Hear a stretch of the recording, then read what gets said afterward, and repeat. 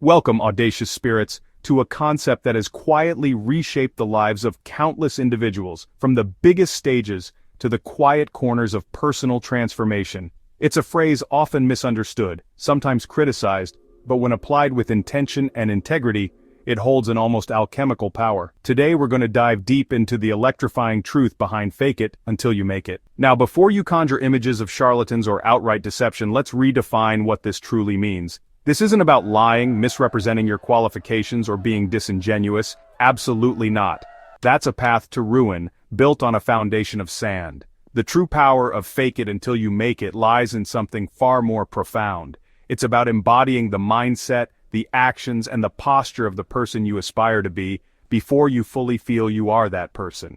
It's about courageously stepping into a new version of yourself, knowing that consistent action will eventually rewire your brain, build genuine confidence, and ultimately transform you into the very thing you've been faking. Think about it. How many times have you held back from an opportunity, a conversation, or a challenge because you didn't feel confident enough, smart enough, or experienced enough? We often wait for a feeling to arrive before we take action. We wait to feel brave before we speak up. We wait to feel like an expert before we launch that project. But what if that's got it all backward? What if the feeling doesn't precede the action, but rather, the action creates the feeling? This is where the magic happens. When you fake it, you're not pretending to be someone you're not. You're acting as if you are already the person capable of achieving your goals. You're trying on a new identity, like a powerful suit of armor, to see how it fits. And here's the secret: the more you wear that armor, the more it becomes a part of you. Your brain, incredibly adaptable and plastic, starts to create new neural pathways based on your consistent behaviors. Your body language shifts, your voice gains conviction, your thought patterns begin to align with the confident, capable person you're portraying. Let's break down the psychology. When you act confident, even if you're quaking inside, your body releases hormones like testosterone and reduces cortisol, the stress hormone. This chemical shift actually makes you feel more confident. When you smile, even a forced one, it can improve your mood. When you stand tall with your shoulders back, you project power, and that projection feeds back into your own self-perception. It's a powerful feedback loop. Action leads to feeling, which reinforces action. Consider public speaking. Few people are born naturally comfortable standing in front of a crowd. The first few times, you might feel a rush of anxiety, your palms might sweat, your voice might waver.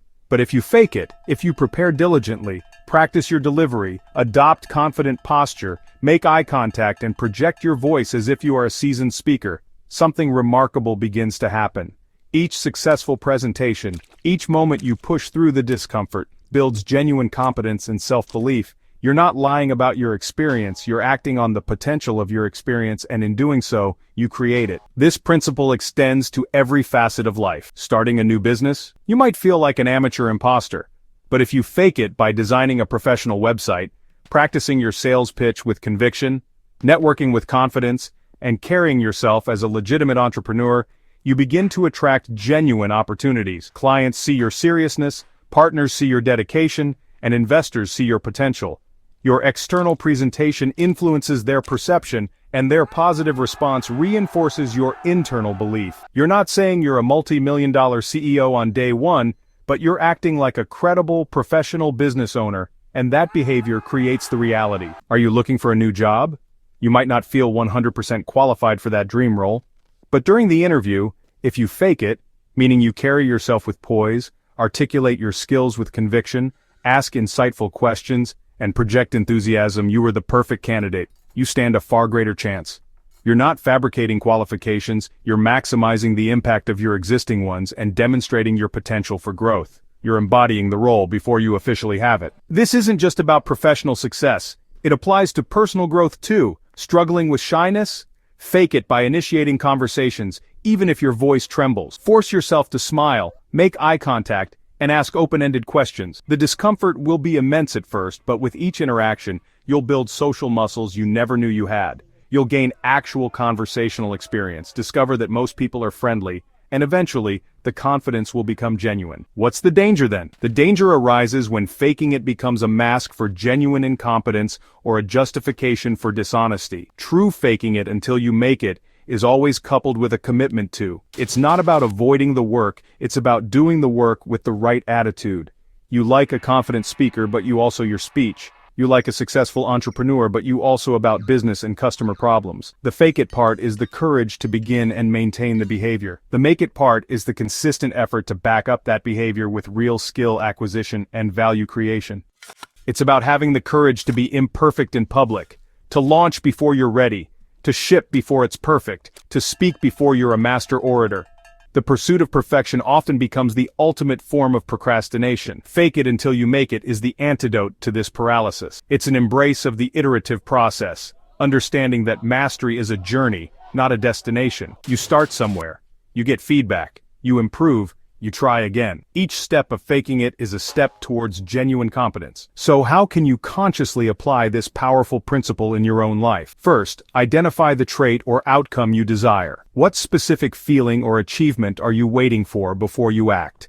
Do you want to feel more confident, decisive, creative, or disciplined? Next, define what that looks like in action. How does a confident person walk, talk, or make decisions? How does a disciplined person structure their day? Get specific. Then, start acting. Consciously adopt those behaviors, even if they feel awkward or unnatural at first. Stand taller, speak up in meetings, schedule dedicated work blocks and stick to them. Embrace the discomfort. Recognize that growth is uncomfortable. The feeling of awkwardness or imposter syndrome is a sign that you're pushing your boundaries, which is exactly where transformation happens. Seek feedback and learn. Your faking it isn't a static performance. It's a dynamic process of learning. Get feedback on your actions, adjust, and refine your approach. Finally, celebrate small victories. Acknowledge every time you push through the discomfort and act as if. These small wins reinforce the new behaviors and build genuine belief. The beauty of fake it until you make it is that it empowers you to seize control of your own internal state. You don't have to wait for external validation or a sudden surge of inspiration. You can generate it from within, through deliberate action. You can proactively build the confidence, cultivate the discipline, and embody the mindset of the person you aspire to be. The journey to your biggest dreams isn't paved with certainty, but with courage. It's built on a willingness to step into the unknown, to stretch beyond your current limitations, and to act your wildest aspirations are not only possible, but inevitable. So what are you waiting for? What's that bold step you need to take? What's that courageous persona you need to embody? Don't wait for the feeling. Don't wait for permission. Start acting, start embodying, start faking it with integrity, and watch as you genuinely, powerfully, and unequivocally make it.